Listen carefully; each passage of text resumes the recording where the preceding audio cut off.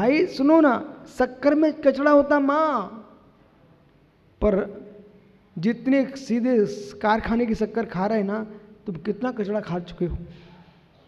पर ऐसे देखो सफेद दिखती है, उसी शक्कर को अग्नि पर तपाओ और दूध के छींटे मारो। मालूम ये लोग क्या सोच रहे हैं? बोले सब पता है क्या आपको? हाँ मुझे सब पता है। दूध के छींटे मारो तो क्या निकलता है?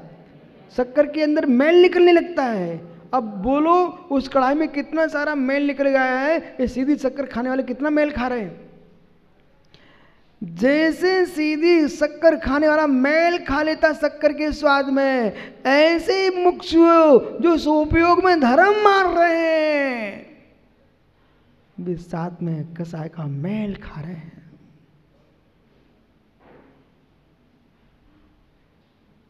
क्या हो गया? सेन झेल पा रहे क्या?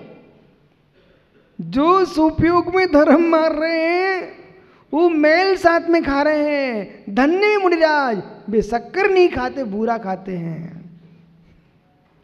खड़ी शक्कर नहीं खिलाने किसी मुनि को,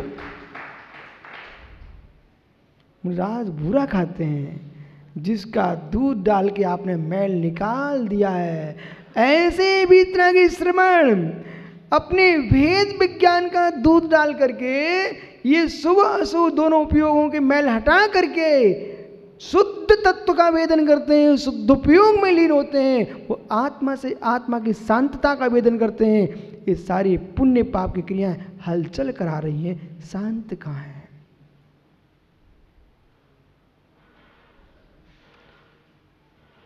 शांति तुमने मान लिए, आपने परिवर्तन किया, शांति प्राप्त नहीं की। देखो भाई, मैंने आपको पूर्व भूमिका बता दी है, आप अब सुनो ध्यान से। ज्ञानी किशोर भैया, आपने पुण्य करके कोई बहुत बड़ा काम नहीं कर लिया, अभी ऐसा बोलना। पाप छोड़ दिया महाराज, काम बड़ा नहीं किया। हाँ बिल्कुल ठीक, बड़ा काम किया है, लेकिन जब समरसी भाव से श्रवण की दृष्टि से व्याख्या करोगे तो ज्ञानी शांति कहाँ मिली है? शांति कहाँ मिली है? जो हलचल भोजन बनाने में तुम कर रहे थे, जो हलचल भोजन पकाने में कर रहे थे, वैसी हलचल तुम्हारी भगवान की पूजा के द्रव्य बनाने में चल रही है ना। स्थिरता कहाँ रही है? हलचल है कि नहीं? आपने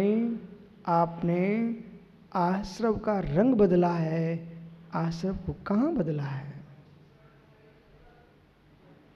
माँ, आश्रव का रंग बदला है, आश्रव कहाँ बदला?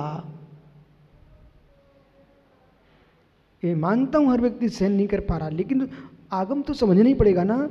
आश्रव का भोला क्या किया? रंग बदला है। आश्रव कहाँ तुमने दूर किया?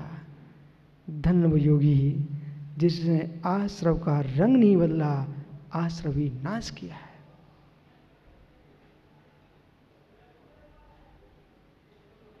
तो कहता है राग मेरा धर्म नहीं है।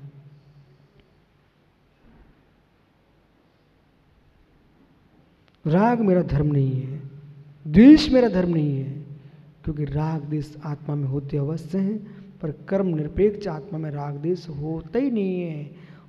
कर्म निरपेक्ष आत्मा में राग द्वेष होती ही नहीं है, इसलिए आत्मा में जो राग द्वेष हो रहा है ये कर्म के कारण हो रहा है। कर्म के कारण हो रहा है। जब हम कर्म से भिन्न ही आत्मा को देख रहे हैं, तब हम आत्मा को राग द्वेष से रहित भी देख रहे हैं। जो मुनिराज घंटों घंटों ध्यान में बैठे सामयिक कर रहे हैं ना, मात्र मंत्र फेरना मात्र सामयिक नहीं है, उनको फेरना चाहिए। मंत्र का राग भी मेरा धर्म नहीं है, अरहंत का राग भी मेरा धर्म नहीं है, निर्गंत का राग भी मेरा धर्म नहीं है। फिर ज्ञानी बपुर गृह धर्म धारा पुत्ता मित्रान्य शत्रुहा सर्वतान्य स्वभावानी मूढ़ा मूढ़ा मूढ़ा मूढ़ा गुन्नू स्वानी प्रबुद्धि। मेरी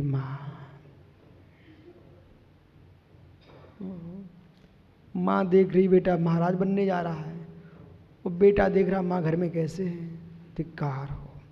किसकी दृष्टि श्रेष्ठ? माँ देख रही घर में बैठे बैठे समत्व सागर कि मेरा बेटा ध्यान कर रहा होगा हैदराबाद में, और बेटा हैदराबाद के मंदिर में बैठा बैठा ध्यान कर रहा चंद्र प्रभु स्वामी के चरणों में, भगवान मेरे माता पिता अच्छे सुख से रहे, हम छोड़ के आए हैं। तो कौन श्रेष्ठ? वे माता पिता तो ये देख रहे कि वे मेरी चिंता ना करे, अपने निज भगवान आत्मा का अवलोकन करे, और बेटा राग में बैठा है, मैं अकेले ही था, छोड़ के आ गया हूं, अब पता नहीं है भाई डॉक्टर कैसे होगा। हे मित्र, माँ का जी कैसा होगा? ओ डॉक्टर, मेरा कुल कौन चलाएगा? अनंत काल से कुल चले हैं, उन कुलों को मत देख, निज भगवान आत्मा को देख। बराबर है कि नहीं भाई? वहां यदि साधक के मन में ये विकल्प आ गया, वो माँ पिता सोच रहे क्या, मेरा बेटा, वो कभी किसी को परिचय नहीं देते कि मेरा बेटा मेरे बारे में अच्छा सोचता है। वे हर समय यही परिचय देते माता पिता, मेरा बेटा धर्म ध्यान में लगा है, आत्म कल्याण कर रहा है। इसलिए सरवार सागर चल लेते हरि भजन को, ओटन लगे कपास। आगे चलिए, क्या हुआ? हे मित्र, उपकारी के उपकार को मानना स्यात अच्छी बात है, लेकिन पाप है।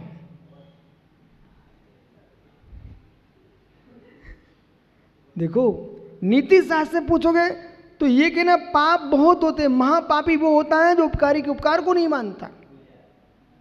समझ रहे? ये व्यवहार है। लेकिन मित्र, उपकारों को ही पूछता रहेगा तो यहां जनिवाणी नींद के जूते दिखाई देंगे। यहां संभल के सुनना ध्यान से। सभी उपकारों पर एक दृष्टि से नहीं देखना पड़ता है। किशोर भाई, मित्र ईमानदारी से बोलना, घर से नंगे पैर आया क्या? तो चप्पल पहन के आया। कैसा तू धर्मात्मा जी, मांगी लाल का बेटा, दुनिया में तेरा नाम चल रहा है, उपकारी के उपकार को भूल जाता है। जो चप्पलें तुझे कांटों से बचाया, गरम जमीन से बचाया, फूलों से बचाया, मल से बचाया तेरे पैरों को, उन बेचारी चप्पलों को तू मंदिर के बाहर छोड़ के आ गया। यही तेरा उपकारी के उपकार का मानना है? अरे उनको पास में लेके तो आता।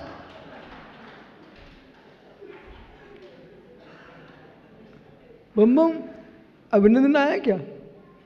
हे मित्र, महावीर पाटनी, अपने बाईजी साहब, क्या बोलते हैं लोग, बाईजी साहब से बोलो कि आप धर्मात्मा पिता के पुत्र हो, उन चप्पलों को छोड़ के आ गए, उन विचारों को लेके तो आते, क्योंकि सरवाह सागर यह सिद्धांत है कि उपकारी का उपकार मानना चाहिए, तो उनको भी लेके आओ। इसलिए मित्र, कुछ उपकारी ऐसे होते हैं उनका वहीं तक प्रयोग होता है। समझ गए ना? यदि भवन में आ चुके हैं और उपकारी को चिपका के मत बैठो। ऐसे सुयश सागर जी, बेटा विशुद्ध सागर उपकार उतनी ही मानना जब तक निज भवन में प्रवेश ना करो, और निज भवन में प्रवेश कर लो तो तुम विशुद्ध सागर को भी छोड़ देना। यदि हम अरहंत को, गुरु को ही लेके बैठे रहेंगे, उन लोगों तो हो गए कल्याण, हो गया उनका मोक्ष। बिना देवता गुरु की भक्ति के मोक्ष होने वाला है नहीं। और 24 घंटे नहीं पकड़े रहोगे तो हे मित्र, अपने निज भगवान को कब निहारोगे? जब निज भगवान को देखने लग जाओ तो फिर परमात्मा की विकल्प समाप्त हो जाता है। इसका मतलब ये नहीं है कि सरवाह सागर ठीक कल से आचार बंधना में आना बंद। अरे पंचम काल के जीव है ना, तो सब समझाना पड़ता है। ठीक है ना भैया, खुश हो? आगे चलते हैं। इसलिए संपूर्ण तत्व को अनेकांत दृष्टि से समझना पड़ता है, शाबाश से समझना पड़ता है। बहुत सारे उपकार करने वाली वस्तुएं हैं, सबको ज्ञानी छाती से लगा के नहीं रखना पड़ता है। इसलिए पंच परमेष्टि ही पूज्य हैं, अन्य उपकारी जैसे हैं वैसे हैं। ठीक है? ये देह मेरा उपकार करती है, इसलिए मैं इसको आहार देता हूं, पर इसका मतलब ये नहीं है कि इसको भगवान मान लूं मैं। मेरी देह भी मेरा भगवान नहीं है। ठीक है। फिर कुंद कुंद स्वामी कहेंगे, हे मित्र, नैरम्य बंडित जान नड़बी डंडो बंडदा कदा होदी देह गुणे थुब्बंते नहीं केवली गुणा थुदा होंती। समय सार नैरम्य बंडित जधा, जैसे नगर की व्याख्या करने पर राजा का वर्णन नहीं हो जाता है, ऐसे ही मुमुक्षु इस देह की स्तुतियां करने से परमात्मा की स्तुति नहीं हो जाती है। निश्चय से व्यवहार से कर लेना। दो नीले, दो नीले, दो हरियल, दो सांवले, दो हरियल, दो लाल, 16 स्वर्ण समान हैं। हाँ, करो वंदना। आप तो जो रंगों की आंखों से देखे वे रंगों को ही देखेंगे, जो आत्मा से देखेंगे वे अरस अरूप अगंधम अवत्तब्बम चेतना गुणम सद्दम जान अनंगं गृणम जीव मनित्र संठानम। क्या हुआ? इसलिए 232 नंबर की गाथा कह रही है, मित्र श्रुत का निर्णय कीजिए, बिना श्रुताभ्यास किए कोई भी श्रवण एकाग्रमण नहीं हो सकता। और जिन श्रवणों ने ग्रंथों को ग्रंथ समझ करके पोट गांठे बांध के रख दिए हैं और ग्रंथियों के साथ जी रहे हैं, निर्गंथ होने के बाद भी उनकी ग्रंथि मोह की छूटने वाली नहीं है। हे ज्ञानी, मोह की गांठ छोड़ना है। मालूम बढ़ जाती जी, यहाँ पर हैदराबाद में एक बड़ा सुंदर दृश्य सुबह देखने को मिलता है। वो क्या है ना, यहाँ वो गन्ने वाले गन्ने छिलते मिलते हैं। तो मैंने उसमें क्या देखा कि देखो रस निकालने के पहले गांठ निकाल रहे हैं। क्या कर रहे हैं यानी सुब्रत सागर, रस निकालने के पहले वो गांठ निकालते हैं। यानी विनय, रस निकालने के पहले गांठ निकालते हैं। देखना तू हैदराबाद में अपने मंदिर के थोड़ी आगे, रस निकालने के पहले वो गांठ निकाल रहे हैं, गन्ने से छिल रहे हैं, वो काम अलग हो रहा है। ऐसे ही मित्र निजानंद चैतन्य पिंड ज्ञान गण भगवान आत्मा के शुद्ध चित पिंड घन रूप रस को तू चखना चाहता है, फिर गांठ निकाल। गांठ, ये मोह की गांठ, ये कपड़ों की गांठ, ये गांठ जब तक नहीं खुलेगी तब तक मेरे मित्र रस निकलने वाला नहीं है। गांठ तो निकालनी ही पड़ेगी। इसलिए 12वें गुणस्थान में निर्गंत बनते हैं। 12वें गुणस्थान वर्ती वीतना की श्रवण निर्गंत मुनि कहलाते हैं, उनकी गांठ निकल चुकी है। ओहो, प्रथम गुणस्थान से प्रारंभ की गई साधना मात्र गांठ छीलने में चली गई। 10वें गुणस्थान तक गांठ छिलने में गई है और 12वें गुणस्थान पूरी गांठ निकल चुकी होती है। फिर ज्ञानी रस निकलता है, ये परम यथाख्यात चारित्र का। अपना मेरा सोच नहीं, आगम वचन ऐसे ही है। अपन को भगवान बनने का विकल्प नहीं लाना चाहिए। सच्चा सम्यक दृष्टि योगी है, वो भगवान बनने की चिंता नहीं करता। जब इंद्रिय सुख का सुख भोग कर रहा था है जीव, काम सुख का भोग कर रहा था, उस काल में उस सुख का आनंद लूट रहा था जीव कि संतान को देख रहा था। बस संतान का विकल्प करेगा तो तेरे सुख में विघ्न आएगा, तब एकदम शांत हो जाता है। कुछ भी जगत की वस्तु नहीं दिखती है। इतना काम पीड़ा से विवल था तो सब कुछ भूल गया। जब एक भोगी जीव इंद्रिय सुख में जन्म देने वाली माँ को भूलता है, जन्म देने पिता को भूल जाता है, यहाँ तक कि जिसके साथ सुख भोग रहा है उसको भी एक क्षण को भूल चुका होता है। समय शास्त्र से बोल रहा हूं। बिंदु के टपकने के पूर्व जो जीव की दशा बनती है, उस काल में, मैं समय शास्त्र से बोल रहा हूं, ध्यान रखना, उस काल में जीव सब कुछ भूल जाता है। हे मित्र, पर तूने सुख भोगने के लिए अपनी बल्लभा को देखा, परंतु संतान बाद में मिली कि नहीं मिली। सुमित इतना बोल के बैठ जाना। उसके बाद तुमको संतान मिली कि नहीं। जो संतान तुम्हारे घर में है उस समय तुमको याद था कि ये संतान मेरे घर में आएगी। बस अब सुनो हमारी बात को। जितने भावलिंगी मुनि हैं और वास्तव में जैन मुनि के स्वरूप को जानते हैं, इनको मोक्ष का विकल्प छोड़ देना चाहिए।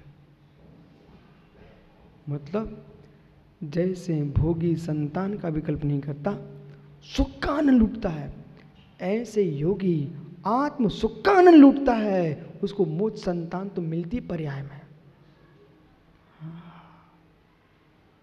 जो मुनि पने का आनंद नहीं लूट पाता वो कभी मोक्ष नहीं जा सकता। डायरी पर नोट कर लेना, चुनौती है। जो साधु बन करके साधु स्वरूप का आनंद नहीं ले पाता वो कभी मोक्ष नहीं जाएगा। मोक्ष वही जाएगा जिसको मोक्ष की भी चिंता नहीं होगी। यक्ष मोक्षे भी ना कांचा सा मोक्षम मदगच्छति इत्युक्तान हुतान्वेषी कांचानुकापि योजयेत्। प्रमाण के साथ बात करो। तत्व ज्ञान बीनानाम निर्गंतमपि निष्फलम। तत्व ज्ञान से भी निर्गंतपना भी निष्फल है। छिलके कूटने से धान नहीं निकलता है। छिलके कूटने से धान नहीं निकलता है मित्र। सूर्य की भांति जियो। सूर्य किसी को प्रकाशित नहीं करता, सूर्य किसी से प्रकाशित नहीं होता, परंतु सूर्य का प्रताप अपने में ही होता है, प्रकाश अपने में ही होता है। पर सूर्य के प्रताप प्रकाश से जगत को प्रकाश मिलता है। बराबर इसी प्रकार से योगी यूं चिंतन करता है, न मैं किसी का कल्याण करता हूं, न कल्याण करता हूं, मैं अपने कल्याण में लीन हूं। नदी किसी के लिए बहती नहीं है, नदी का स्वभाव बहना है। वो तो व्यवहार के लोग कहते हैं नदी पर के लिए बह रही है, नदी को विकल्प ही नहीं है, अपने में बह रही है। ऐसे योगी स्वयं में रमण करता है। उसके होने मास से, सूर्य के होने मास से कमल खिलता है। ऐसे योगी के होने मास से एक भव्य कमल खिल उठते हैं। ये क्या है? हैदराबाद में कौन सा चमत्कार हो गया? महावीर पाटनी, वो मंत्री पाटनी नहीं आया क्या आज? हाँ, ज्ञानी छुप के बैठता है अंधेरे में, वो कहीं सुमित जैसे खड़ा ना कर दिया जाए। बैठ जा सुमित भैया, भैया बैठ जाओ मंत्री जी। विषय समझना, ये कौन सा चमत्कार है मित्र। सत्य बताऊं, मैं तुम्हारे लिए हैदराबाद नहीं आया हूं। ईमानदारी की बात, ये व्यवहार की बातें कितनी करते रहो। न पहाड़ी के परिवार के लिए आया हूं, न हैदराबाद समाज के लिए आया हूं। मेरा धर्म है नगर नगर में विहार करना, मुनि का धर्म है, उनको विहार करना चाहिए। एक जगह मुनि को कहीं नहीं ठहरना चाहिए। विहार करना मुनि का धर्म है, तो मैं अपने धर्म का निर्वाह कर रहा हूँ। पानी का धर्म है बहना, सो बहता रहता है। जहाँ गड्ढा होता है वहाँ थोड़ा थम जाता है, और गड्ढा भर जाता है फिर आगे चला जाता है। समझ गए ना? जो भक्ति के गड्ढे होते हैं वहाँ ठहर जाते हैं, फिर गड्ढे भर जाते हैं, आगे बढ़ जाते हैं। चिंता नहीं करना। ये 232 नंबर की गाथा का भी रहस्य आगे प्रारंभ ही नहीं हुआ अभी, तो चिंता नहीं करना। फिर भी एक बात दोहरा लो, यानी आगम चेठा तदो जेठा, आगम चेठा तदो जेठा। आगम की चेष्टा ही ज्येष्ठपन को प्रदान करती है। कल फिर अपन चर्चा करेंगे।